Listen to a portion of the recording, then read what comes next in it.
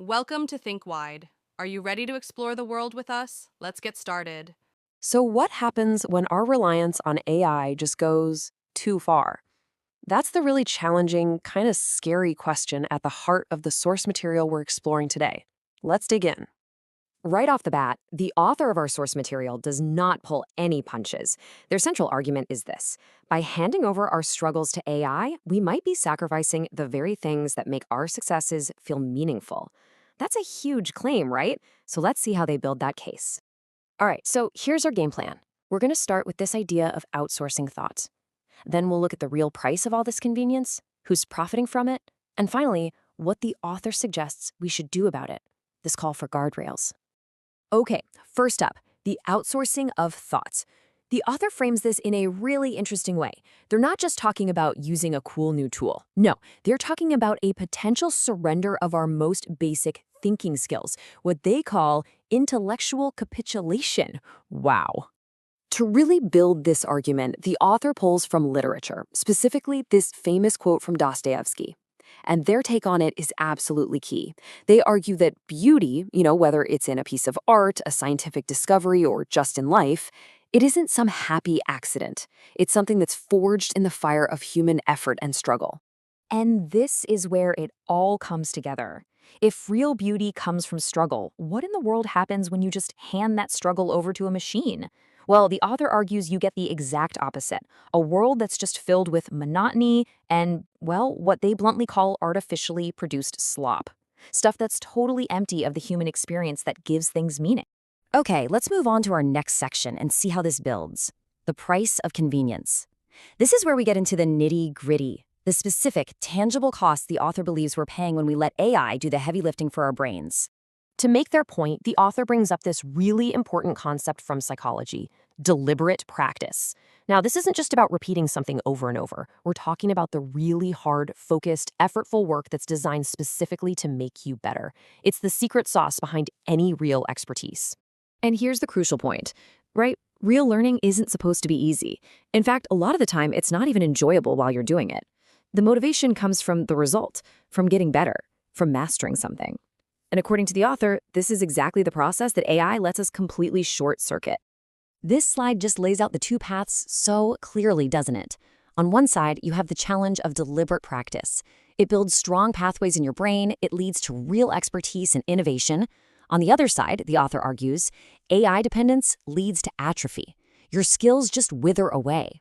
They even use this pretty terrifying phrase, an emaciated brain. So this slide kind of summarizes the big picture consequences. And it's not just about losing intellectual skills. The author argues it goes so much deeper, affecting our emotional and even our spiritual lives, devaluing everything from creativity to our relationships and even how we process something as profound as grief. And to make this really concrete, the author points to this wild example: an app that claims it can let you talk to simulations of your deceased loved ones. Now, you might think that sounds comforting, but the author sees it as and I'm quoting here, a cheap attack on human existence. Something that just trivializes the beautiful, messy complexity of a person and the sacred process of grief by boiling it all down to a chatbot. So this all leads to a really critical question. If these risks are so high, then who is pushing this technology on us so hard? Well, that brings us to our third section, profit before people, where we look at the corporate drivers the author holds responsible. The author's critique is incredibly direct here. They argue that despite all the talk about societal benefit, the main goal for what they call techno-authoritarian companies is not progress, it's profit.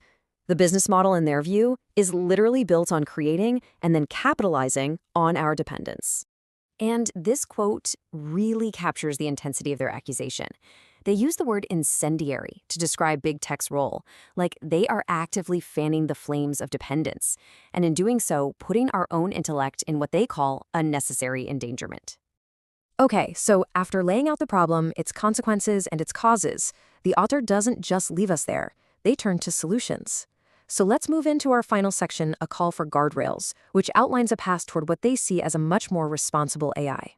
The author really sees a major role for government in all of this. They lay out a pretty clear set of actions for lawmakers, propose actual bills to limit certain AI uses, implement rules that protect human skill and learning, Properly regulate these companies to stop monopolies from forming. And above all, make sure people's safety and civil liberties are always protected. And this isn't just about government regulation. The author argues that these principles here, they have to be the non-negotiables for any company operating in the AI space. Ethics, safety, public interest, consumer welfare, these can't be an afterthought. They have to be the foundation of the business itself. As we get to the end, the author leaves us with this really defiant and deeply humanistic statement. It's basically a declaration of faith in the unique power of the human mind, a belief that our ability to create, born from our actual lived experiences, is fundamentally superior to any artificial intelligence. And so we end with the author's final challenge, which is a question aimed directly at us. They frame the problem not as a failure of our tech, but as a failure of our own resolve, a growing mental inefficiency. The question they leave us with is a really profound one. In an age of these incredibly intelligent machines, how do we, as individuals and as a society, regain control of our own free thought? I hope you enjoyed our video. Thanks for listening. Please don't forget to like, comment, share, and subscribe. Keep watching Think Wide.